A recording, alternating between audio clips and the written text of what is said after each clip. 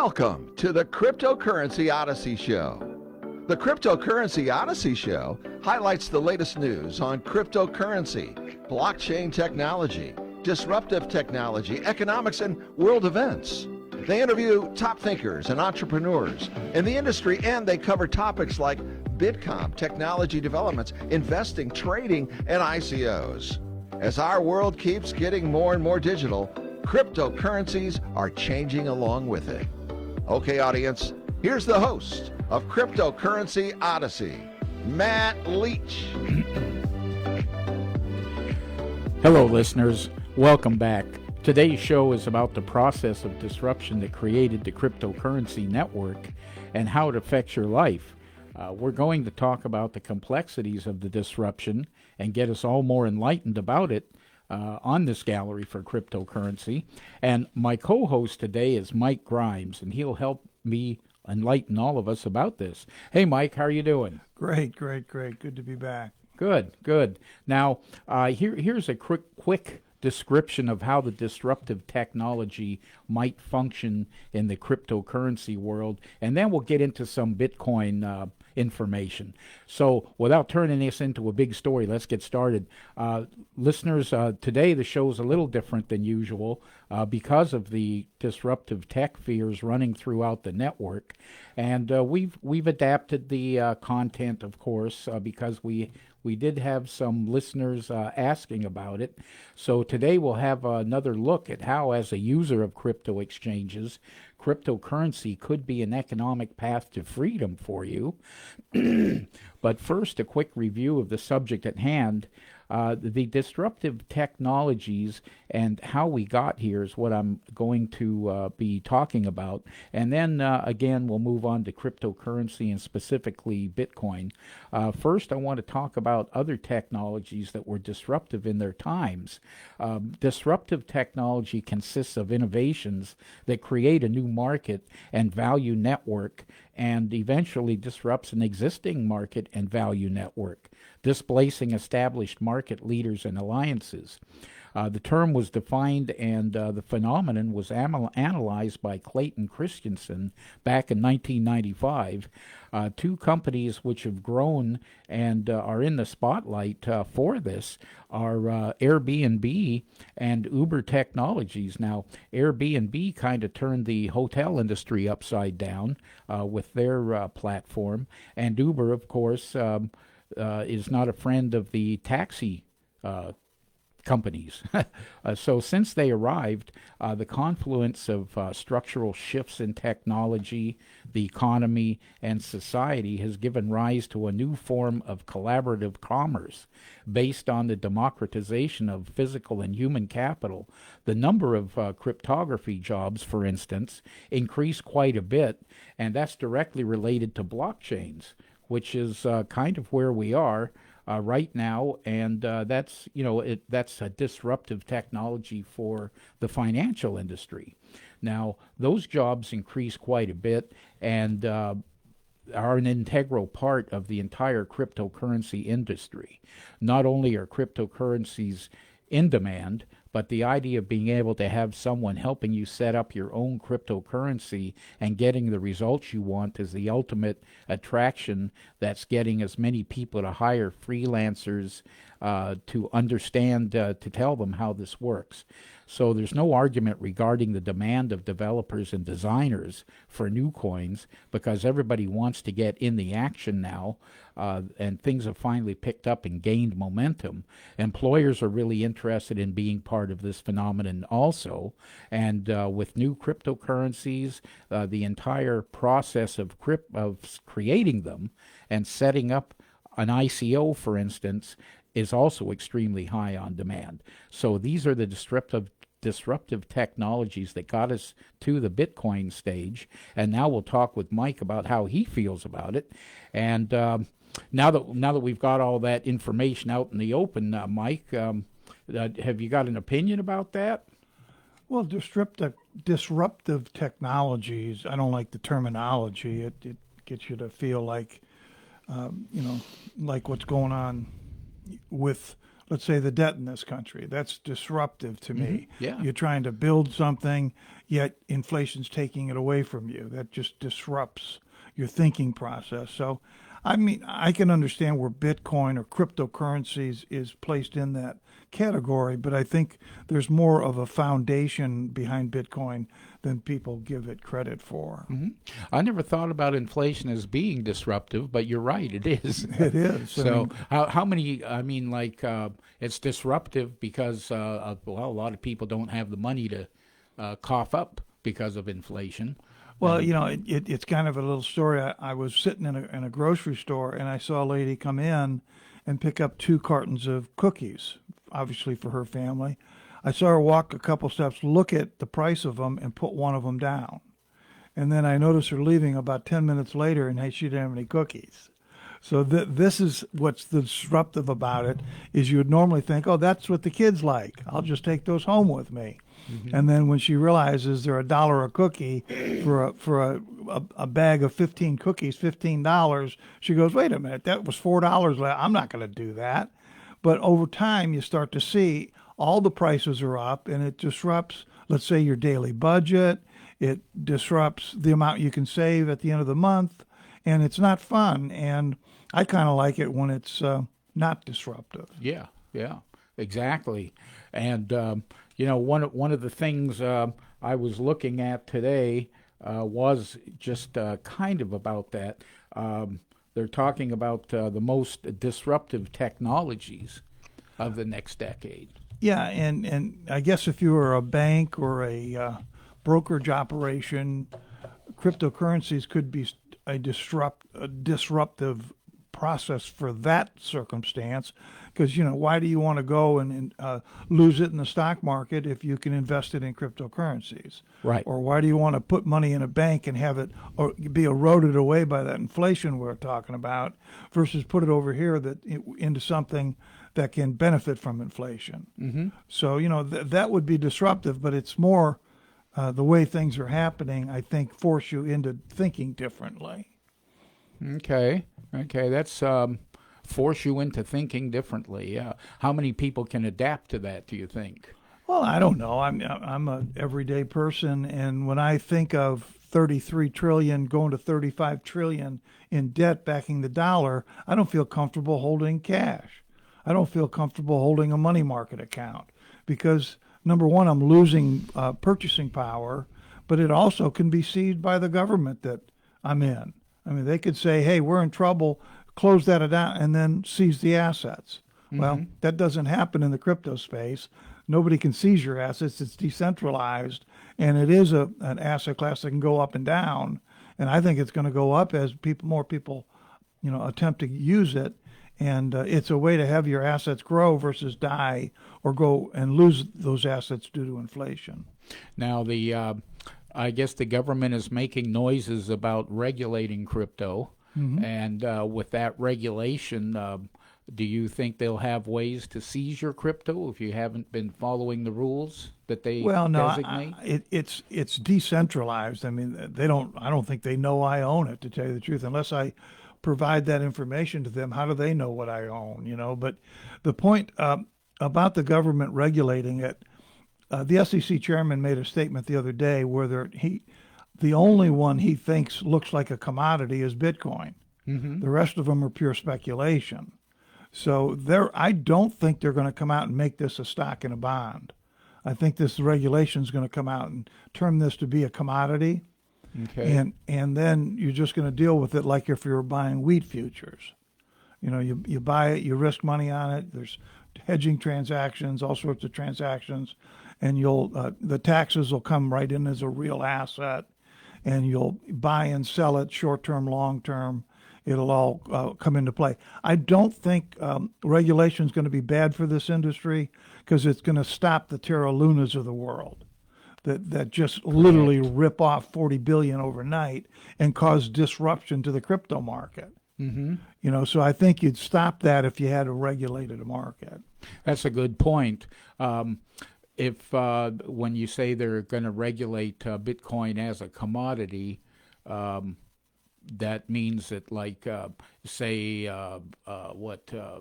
Ether comes up and Ether becomes as big as Bitcoin, then they would regulate that as a commodity too. Well, sure. They're just going to look at to the crypto space as another commodity that you can use in your portfolio versus, let's say, corn futures.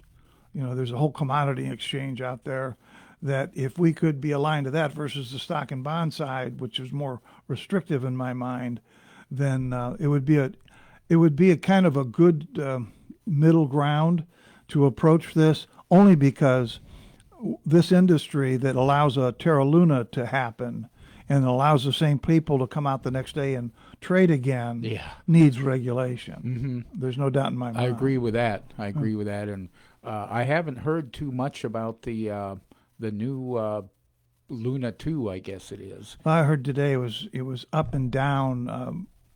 It looked like there was some new money that came into it, and then it fell right apart. Okay. So I think probably a lot of people are steering away from it then. Yeah, I mean, as we've probably talked about in the past, it's a reputation that you have. It's a track record that you have. And if you're going to show me a track record of losing $40 billion overnight, cause disruption in a burgeoning asset class, then I don't want your next idea. I don't want it available. I don't want it to be speculating.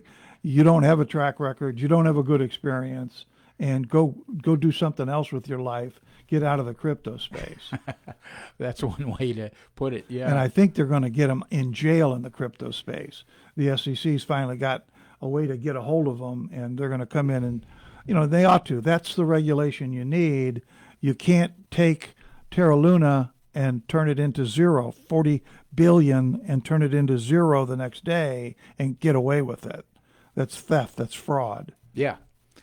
Well, I've been watching that, and I didn't think that Luna 2 would go anywhere at all. I just figured, like you, people would steer that's away the greater fool theory. There's always somebody out there that wants that 20% return, and he's going to jump in it, but he doesn't do the research on what the guy just did. But that's the problem with the industry. He should not be able to come in with Luna 2. Yeah. He should be stopped until this Luna Terra transaction is figured out in the market. And I'll tell you something, the fact that where you're seeing 3A acquisition group having Terra, you're seeing all these Celsius having Terra, all of these companies in trouble now had their Terra investment disappear overnight. And if they got big into it to really get the returns they were looking for and it disappeared, that's something that should be looked at. That's more fraud than it is anything else. That's true. Yeah. I'm just surprised that it got as far as it did, but it looks like things are catching up to them. I know the South Korean police want to talk to him, and I assume they did talk to him because he lives in South Korea, I think. Right. I mean, and from what I understand, they can't leave the country. But anyway, let's talk about something more positive than Terra Luna. Sure. Some of the different disruptive technologies that are coming up, and some of them I don't know what they are, but I've got a quick list here. Like cybersecurity is one area, mixed reality. I believe that's with virtual reality, the headsets and all that type of thing. Progressive web applications, where I guess the computer is doing some of the work for your website, more of the work for your website than it already does. Hyper automation is an area where it's going to disrupt the current programs, serverless architecture and cloud migration. And that's where everything's going to be on the cloud now. It's not going to be on your computer. And I believe that there's quite a bit on the cloud right now, so that may be a little bit behind the times. Those are the top 6, I guess. And there's also 5G and connectivity, which is something that is going to change the web and also cryptocurrency because it runs on the web. So those are things that are coming up. a technology has to be disruptive enough to have left the conceptual stage and gained some market traction, is what they say. So these are things that are coming true, I guess. Technology must have been growing steadily over some time and have the potential to become one of the top tech trends over the next several years. So those are things to look forward to. And to get back to the show, how do you think that Web 3, the new web, we're going to go to Web 3 here at some point. I don't know exactly when, but how do you think that affects the volatility and disruptive pricing of Bitcoin, for instance? Well, Web 2.0 is the version of the internet as we know today, and while Web 2.0 enables lightning fast interactions and engagement on a global scale, it isn't without problems. First, there are internet gatekeepers like Amazon, Facebook, and Google. These companies not only have control over what we see online, they're constantly tracking and storing our personal information. The current internet model also largely relies on centralized servers and protocols that create centralized points of failure that malicious actors can target. But Web 3.0 is designed to solve these problems. It enables decentralization and user control of the personal data via a multi-chain network. So multiple blockchains work together with no primary gatekeeper or point of control. Okay. So Web 1.0 was the early days of the internet. Okay. Those were the days of dial-up modems, and they screeched and clanged and things like that. You remember those days, right? I've installed a lot of those 56K modems for that business cooperative we used to belong to. You remember those guys? So, and they were 56K modems, and at that time, that was the top of the line. Those 56Ks. Now, what we have today, it's like that thing is non-existent. As far as speed, but Paperweight. yeah, paperweights now. Web 2.0 let us share our thoughts with the world through Tripod and Life Journal, and later Blogger and WordPress, Medium, all those things. So that was an improvement. It heralded the rise of virtual social networks through AIM, Yahoo, Friendster, and MySpace, which I guess Yahoo's the only one around now. I think MySpace is pretty much gone too. I haven't heard anybody using it, but broadband replaced dial-up. Wikipedia supplanted print encyclopedias, and YouTube shouldered out VHS tapes and homemade DVDs. And we stopped using our phone lines for internet service and started using internet service for our phones via Skype, Google Hangouts, and GoToMeeting. Now, Web 3 is on the horizon, or rather it's here, but most people don't know it yet. It's not integrated into our lives in the way so many Web 2.0 services are, because its apps haven't emerged, but they're coming. And that's the evolution. The Web 3 apps are coming, and I would expect that we should be watching out for them and how we can adapt that. Now, audience, just a quick reminder here. You're listening to Cryptocurrency Odyssey, airing live weekly on KWRH 92.9 FM on Fridays at 10 a.m. in St. Louis, and nationwide on Zeno FM with your city, Monday to Friday at 11 a.m. and 4 p.m. And you can call us at 314-781-7612 or 877-212-1400 for more info. And we'd really love to hear your comments, so call us at one of our numbers. You can follow us on Facebook and Quora, also on our Cryptocurrency Odyssey pages, where you can leave messages there, and we will get back to you. Now, getting back to the show here, I was looking at the big thing right now for Web 3.0 is that the Ether merge, where they're going to fork off from, I guess, Ether 1 into Ether 2. And I was wondering, how that would work with Web 3.0, or have you got an idea about that? Well, another reason to remain bullish on the cryptocurrency market is the merge. That's the name for the next evolution of Ethereum.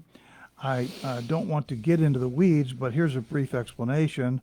We're about to see a major reduction in Ethereum's incoming supply thanks to the merge. That is when Ethereum transitions from a proof of work protocol to a proof of stake protocol. In a proof of work model, crypto miners solve complex math problems to validate transactions and earn a reward. Think Bitcoin mining.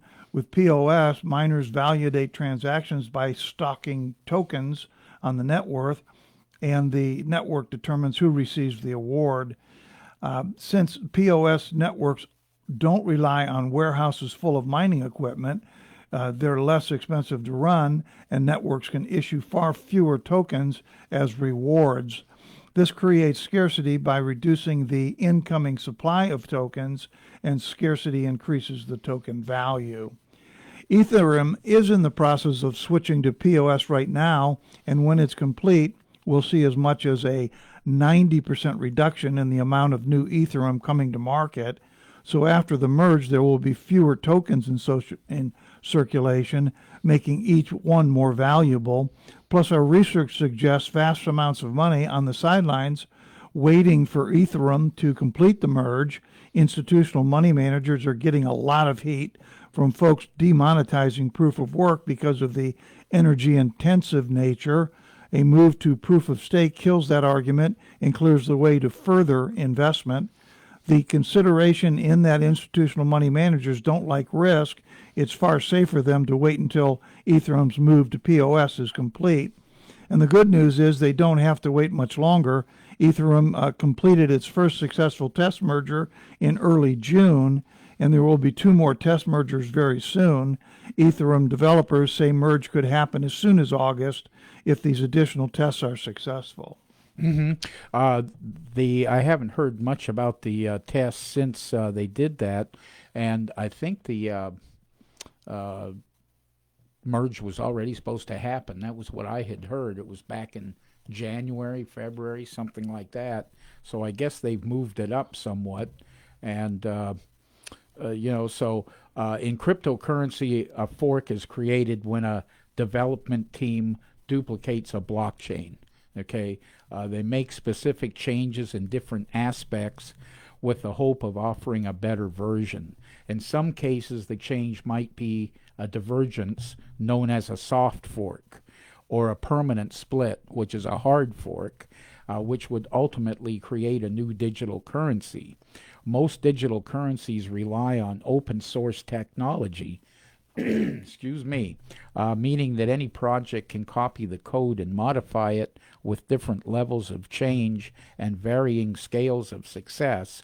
There are several reasons why a fork might happen, such as a proposed change to protocol, because a pioneer might perceive a flaw in the algorithm or system of a particular blockchain and might think they have a potential solution.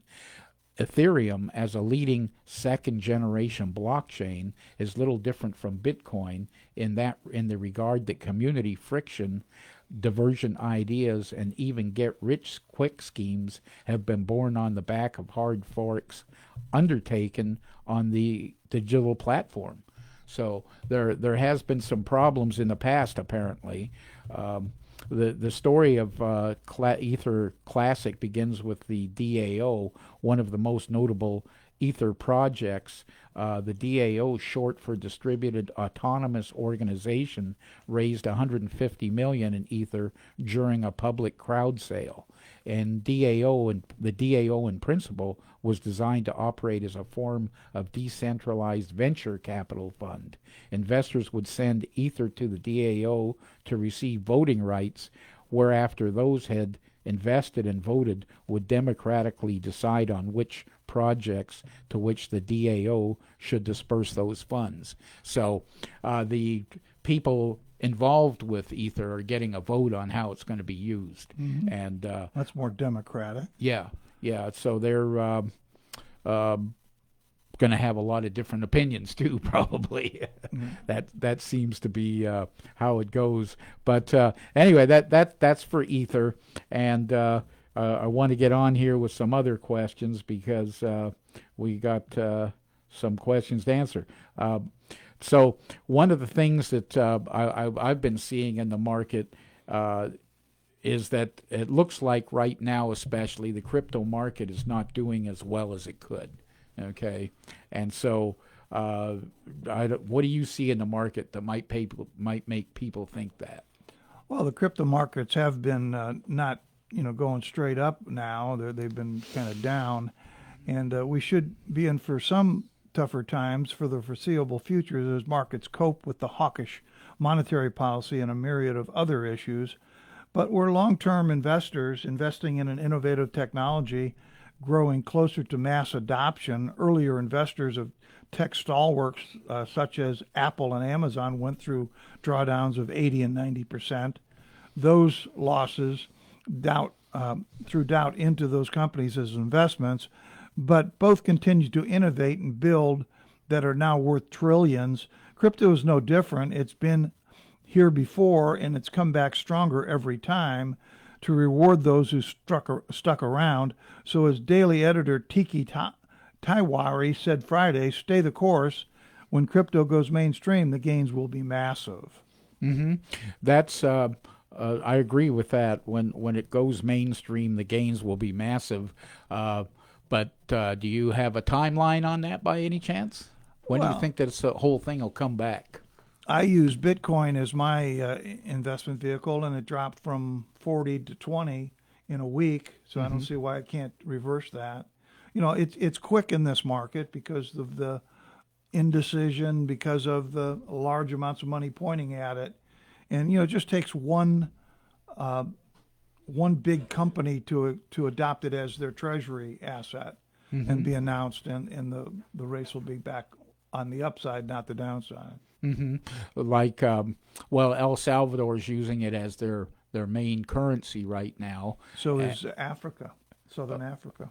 Southern Africa? So Central Africa. Central. Okay. Yeah, I heard about there's a country in Africa that's switching over, and I haven't heard how they're doing with that. How's El Salvador doing now that they've switched over?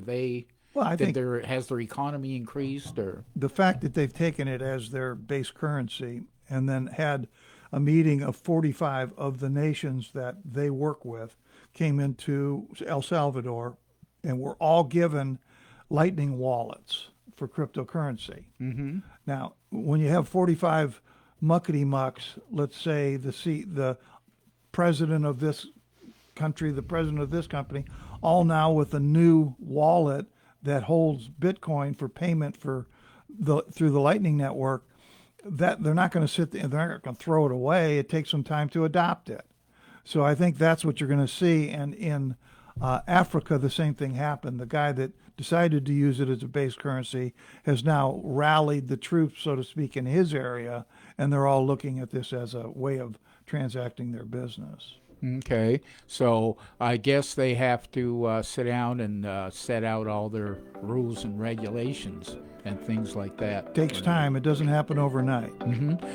Okay, gang, here we come into our advertising blitz. So sit tight. If you see something that you like, go ahead and buy it. And we will be back in about 5 minutes to talk more about cryptocurrency Odyssey. See you then. Commercial Energy Consultants is a 10-year-old company focusing on middle to large commercial accounts. CEC offers these companies services by lowering their electric and natural gas rates. They don't charge for this service, and they've got over 9,500 happy clients with over 1 billion kilowatt therms under contract. What makes them different is their reverse auction. CEC offers a way to have available suppliers in 17 states bid openly for energy business. Why, their mission is clear. bring their clients the low bid for their energy consumption. In fact, because of their competitive auctions, energy consumers would be well advised to consult with CEC first. Why pay more for the exact same power? For more information, contact Mike Grimes, CEO of Commercial Energy Consultants at 1-877-212-1400. That's 877-212-1400. Hey, listeners, saying thanks to your customers is nice and polite, but expressing your gratitude in memorable and ongoing ways can boost your business. At Promo Experts LLC, we exceed our customers' expectations. For over 20 years, our product knowledge and experience has helped them with their marketing initiatives and trade show graphics. We are happy to put that experience to work for you. Quality products, great customer service, and prices are our #1 priority. We work with you to find unique, creative, and new ideas that fit your image and expectations, helping you build strong relationships with your customers. When you select Promo Experts as your marketing partner, we help you to see more than the big picture. For more information about this exciting opportunity, contact Diane Carson, President, at 636-458-5241. That's 636-458-5241. Let Promo Experts help you to move your business brand beyond the bland. Attention! Here are 5 things that you can do to avoid coronavirus scams based on the Federal Trade Commission guidelines. Number 1, do not respond to text messages, emails, or calls about checks from the government. The government never sends emails requiring that you do anything. Number 2, ignore online offers for vaccinations and home test kits. Number 3, hang up on robocalls. Scammers are using illegal robocalls to pitch everything from low-priced health insurance to work-at-home schemes. Number 4, watch for emails claiming to be from the CDC or the WHO. Use sites like coronavirus.gov or usa.gov/coronavirus to get the latest information, and don't click on links from sources that you don't know. Number 5, do your homework when it comes to donations. Never donate in cash, by gift card, or by wiring money. For more information to help you be prepared, contact Tony Zifilopoulos. He's a 25-year IT professional with the last 6 years specializing in cybersecurity. Tony is a certified information specialist auditor, and he will review your cybersecurity. Tony can be reached at 314-504-3974. That's 314-504-3974. And email TonyZ@fixvirus.com. His website is www.fixvirus.com. Have you always wanted to write your own book but don't know where to start? Publishing Concepts, a publishing company located right here in St. Louis, offers everything from consulting, book printing, copyrights, ISBNs and barcodes, print book layout, ebook and iBook layout, graphic design, cover design, ghostwriting, typing and editing, distribution, marketing, and more for an affordable price. Visit publishingconceptsllc.com or just Google Publishing Concepts to get started today, or call 314-781-8880. That's 314-781-8880. Publishing Concepts. We help you sell more books.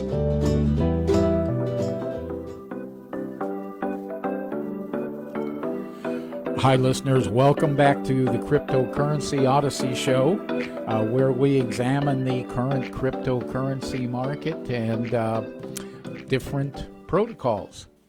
So before the break there, we were talking about the crypto market and how it was doing, and we know things are down right now. But my next question was basically before the current downturn. Wow, how bullish was the market?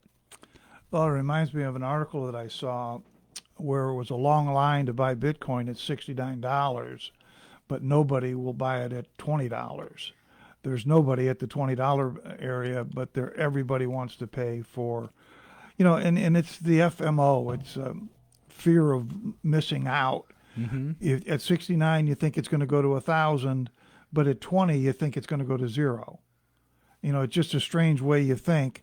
But when you look at this technology, regarding the metrics, it's important to take a step and look back at crypto over the long term. When you do, you'll get an idea of how much the market has grown over the last 3 to 4 years. For example, there are over 30 million crypto users today. That's 10x increase from the roughly 30 million users at the end of 2018. This user base is also spread across the globe. Half of those users are in Asia, and there are users in every country. But it's not just more users, there's more usage as well. As you can see from the chart below, or as you can see from our talks here, crypto usage is measured by a long-term crypto trading volumes continues to grow. Sure, volumes are not at an all-time high, but that's the missing picture as it goes down lower and gets readopted and starts again. So when Bitcoin dropped down to 20K, and I saw this morning that it's down again. It's up a little bit, but I follow it pretty closely because I have most of my assets in Bitcoin. Mm-hmm. Okay, so it's back up again? Yeah, it was up about 500 when we started this morning. Okay. So with all this volatility, I know most of it's, I guess, in Bitcoin right now, but what does that do to the other coins with that kind of volatility? That affects them too. Well, I I think the volatility gets people looking at the asset class, and they look at it and they say, I don't have $20,000 to buy a Bitcoin, but I have $5,000 I can buy Litecoin with. And that's what gets them looking to these other asset classes. I myself don't trust the other asset classes. I think a lot of them are going to be out of existence here pretty soon. But I think Bitcoin is the new disruptive technology that is going to have some staying power. And just the fact that since 2008 to now, the vastness of the network and the reach that's out there, I think if you had $100 million, you couldn't recreate that network. Mm-hmm. So, it's just so vast and touching so many people that, sooner or later, the pricing's going to come around on it. Okay. You remember too, they created Bitcoin with 21 million coins. A lot of these new cryptocurrencies. One that I'm watching is XRP. I watch it because I don't buy it because it has 100 billion coins outstanding. Mm-hmm. Now, if you have 100 billion coins, how do you get the price up versus 21 million coins? That's scarcity. That will get the price up. Right. That's one of the reasons Bitcoin trades as the highest cryptocurrency is because they have the least amount of coins available for all the interest that is created on Bitcoin in the country or in the world. Yeah, that's I've been wondering about that strategy to create all those billions and trillions of coins because they're just going to have to burn them all. So why create them in the first place? Yeah, and that's the whole point is when you create 58 billion like SHIB, IU has 58 trillion coins. Mm-hmm. Well, there's no way you could put that at $1 because the market value would be $58 trillion then. Right. 58 times larger than the overall market is right now. So what you have to realize is they have to burn those, and that becomes their marketing, is the pump and the dump and the burning of the shares that they can constantly do and keep themselves in the news cycle by burning. And of course, when somebody sees it burn 2 trillion, then there's less shares and it goes up a little bit. Mm-hmm. But hey, my friends, 21 million in Bitcoin, and you don't burn any of it. You look to buy it. Yeah, there's correct. Not enough to burn. You want more Bitcoin, you're going to have to pay a little more for it. So you think that the coins that have those trillions and billions of coins coming out, those are mainly a pump and dump scheme? Well, they have to be because you can't. When they value Bitcoins, when you see a list of the top Bitcoins, mm-hmm. they do it by market value. Right. It's the coins outstanding times the price.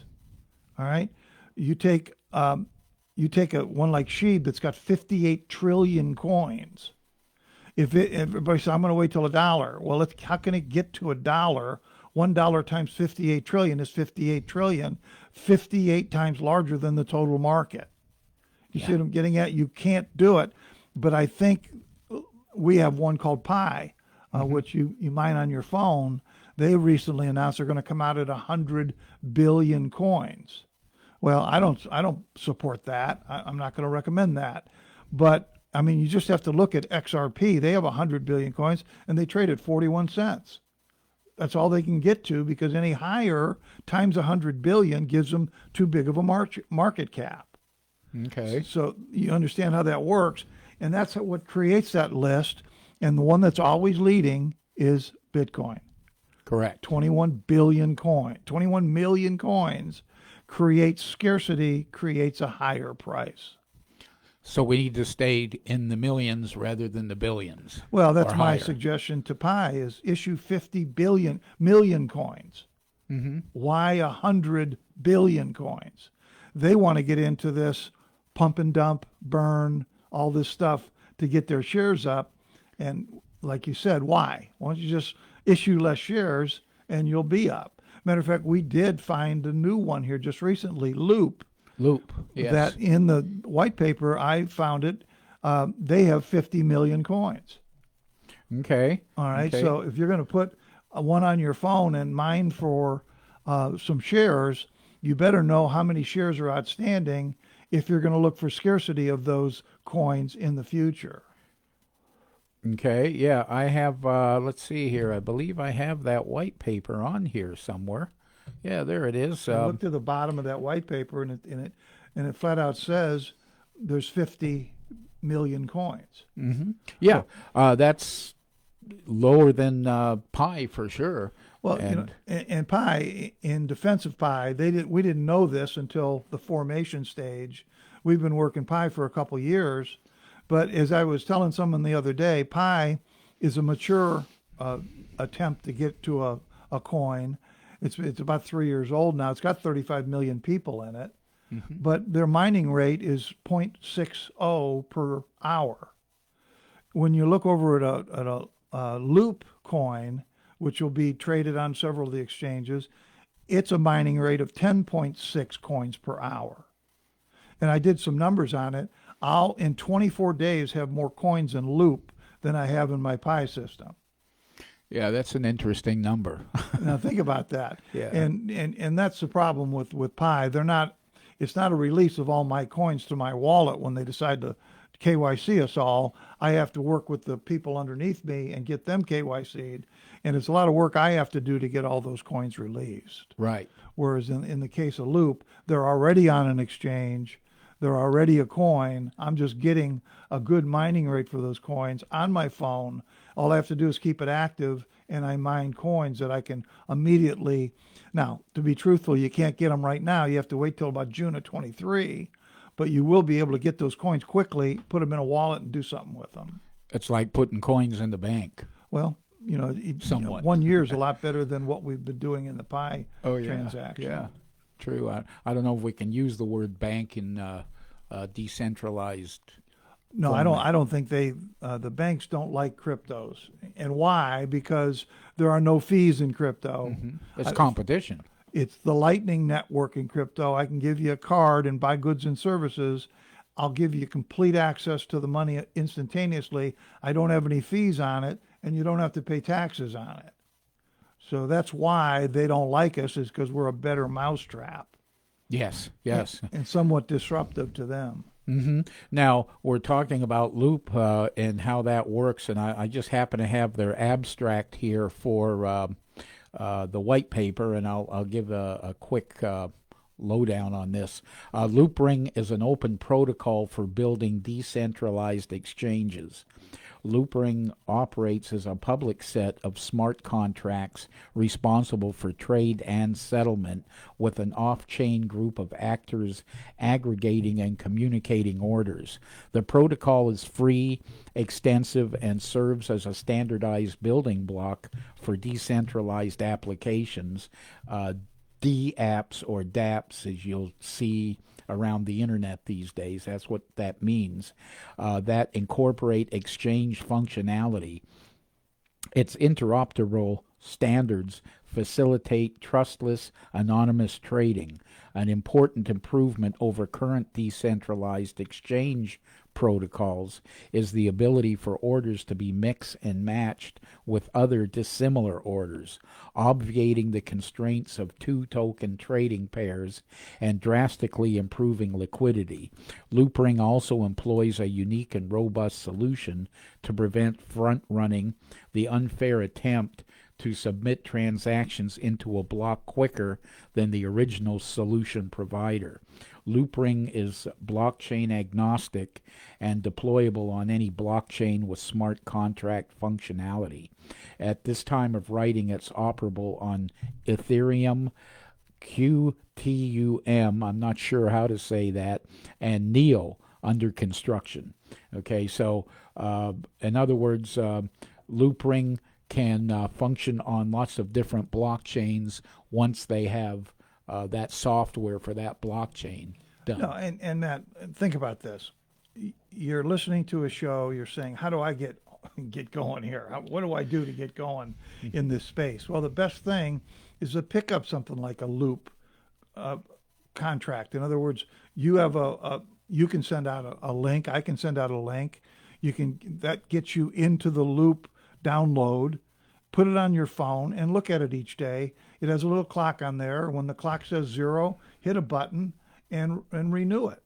Mm-hmm. And if they're going to pay you 10.6 coins per hour, times 24 hours, over 250 coins a day, times 50 days, you could build a substantial, well, let's say 360 days. Because in July of next year, they're going to stop this and distribute all the coins, let you take them to what wallet you want, and you may have a huge amount of coins that all you did was put it on your phone for free, downloaded it, and you're now in the crypto space. Mm-hmm. This is exactly, Matt, how I got going with you. Yes. We got going with Pi. You showed it to me. I got going. I showed it to some people, and now we're all mining for Pi using our phone. But now, because it's a new coin, it's being formed, it's coming out with, for instance, 100 billion coins. I'm not going to support that any longer. Mm-hmm. Right. Now, if I can come up with a Loop as an alternative to that and know up front that it's got 50 million coins, that's where I'll put my action behind. I think this is how this and free Bitcoin sites is the way to get going in cryptos. In other words, you're not going to just write a check and buy a Bitcoin. You'll be scared out the first time it does a dip and a up and down move. Yeah. So you need more experience with this, and the best way to do it is to get something like this Loop on your phone and participate with it. See your things grow, play around with it, read the white paper, come back to us and say, what do I do now? And maybe we'll show you a contemplate that allows you to mine for free Bitcoin, that creates an asset that you can transfer out and put in your wallet. All these things get you going. And then if you're like me, what I gravitated to was, why do I have money in a bank earning nothing if I can have it in Bitcoin and see something tremendous happen over the next 5 years? Mm-hmm. And it's out of the 31 trillion debt backing that fiat currency that I have in the bank. So I was not sleeping at night wondering, what am I going to do if the bank seizes my funds that are worth half as much because they've been inflationed out. Inflation to death, yeah. To death. Now, all of a sudden, I can get that out of that system and put it in a decentralized effort to grow it again. That made a lot of sense to me. Mm-hmm. And that's where I gravitated to. But where did I start? With Pi. Where did I end up with a sizable Bitcoin portfolio? Mm-hmm. And now I find a Loop, and all the people that listen to my Pi story, I'm going to show them the Loop story. Mm-hmm. Sure. Because it's just a better way to get it without having to do all the hurdles that the PI system's putting out in front of us. Well, I think what you're saying, what I'm hearing here anyway, is that, the cryptocurrency market is still evolving. Oh, yeah. It's got a long way to go. We're at the beginning of it. Right now, we're in a bit of a downturn, but that's going to change. I mean, Matt, I need to update. You started me on this stuff, on this crypto space, but I ran into Michael Saylor on the internet. You can go in and Google Michael Saylor. He's the CEO of MicroStrategies on the West Coast. Okay. I ran into him one day, and I'm starting to listen to him, and I'm resonating with what he says, and he's the guy that had a meeting on cryptocurrencies with a bunch of companies and put $1 billion of MicroStrategy and Bitcoin before the meeting to show that he was, we've mentioned him on the show in the past, but I did a little study on this guy. He's legit. And if you ever want to know really what Bitcoin can do, get on YouTube, look up Michael Saylor, Saylor, and you'll get hook, line, and sinker onto why Bitcoin. He says it perfectly. He says, if I had a new $100 million, I'd put it in Bitcoin. There is no better asset class. right, at the present time. At the present time. And it's a lot easier to do at 20 than it was at 60. Sure, yeah. And, people go, oh, that's it's too much volatility. Well, Netflix came down 60%, 70%. Mobile came down. Everybody's down now. So the question is, where do you want to get in at a better level and sit on it for 3 to 4 years? Now, I'm more of a trader than that. I'll buy and sell it versus some signals I have. But we can talk to people that if they're interested, which is, now that I said it, if you have an IRA out there, that's a perfect vehicle for Bitcoin. You're not going to use it for a long period of time. It's spread across several different places. But you can now have, we have an IRA that allows you to buy Bitcoin. Yes, there's a lot of them out there now. That is where I'll buy and sell Bitcoin versus a long-term strategy that I have that allows you to take advantage of it, buy it and sell it, not have to do a Schedule D on it, not have to report it for taxes. Right, till you sell it. But if you do it in your personal account, you're going to have to realize if you buy and sell Bitcoin, you're going to have to report that on a Schedule D each year for your taxes. And, that's what I'm trying to avoid. Now, another thing that's come up on Bitcoin that I think I mentioned to you is this short Bitcoin ETF. Okay. Where they actually, BITI is the symbol. I'm watching it now. In the past, in my IRA particularly, if I'm going to buy Bitcoin and it goes up to a level where my signal says sell it, well, then I have to wait for it to come back below 20 in my case to rebuy it.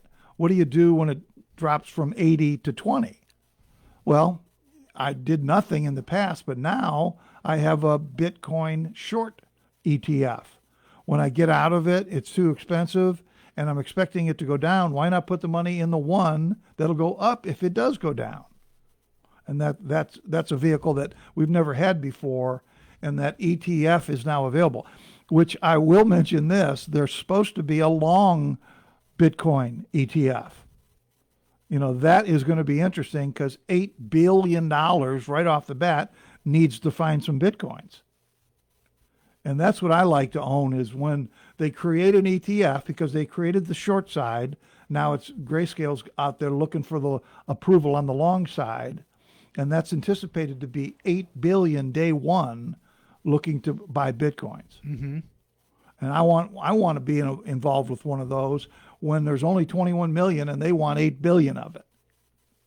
Right. You see what I'm getting at? So there's so many things that can happen. Michael Saylor can talk to a company that can say, hey, MicroStrategy, you have your corporate assets, your cash in Bitcoin. Why don't I? And that company says and announces it, and that's going to be a big piece of news. Or the ETF side, the short side, is going to announce the long side. And then I got one, I'm in it, and it's at 20. It could go to 40. It could go to 60. There are some thoughts that it could go to 100,000 by the end of the year. Okay, that's to me, that's how you make money in this market. Take advantage of a disruptive technology that you know's got something going behind it. Mm-hmm. And that's why. Now, let's see the short Bitcoin market. That's what they just okayed that like a week ago, Sure, right? It that's was only brand a week new. ago. How's that done in this week? I mean, if you're following it, right? Well, it's at 39 right now. It started at 30. Okay. So as Bitcoin So it went came up down, 9 in it a was, week. Yeah, well, not in a week. It's been more of a month, but I've been following it for a week. But it did get up about 9 points from its offering price. But now as Bitcoin starts to bottom and go back up, it's coming back down. So it'll work inverse to Bitcoin. And you don't really need it unless you think Bitcoin's going down. And at 20, I think your bottom is closer than anything else, considering it was 60, just 3 months ago. Now, I know that Australia okayed the ETFs for Bitcoin a long time back, about 6 months ago or so, Right. And how are they doing in comparison with theirs to what we're doing, I guess? Well, no, I mean, they jumped out and got their ETF going, but unless you want to buy an Australian ETF, I'd like to buy a US ETF Yeah. in my IRA to get exposure to Bitcoin, Mm-hmm. and why not? But really, the downside to Bitcoin right now, as I can tell, it's miners of Bitcoin. Remember, there's 21 million coins, 19 million have been mined already. So there's only 2 million more coins out there to play with.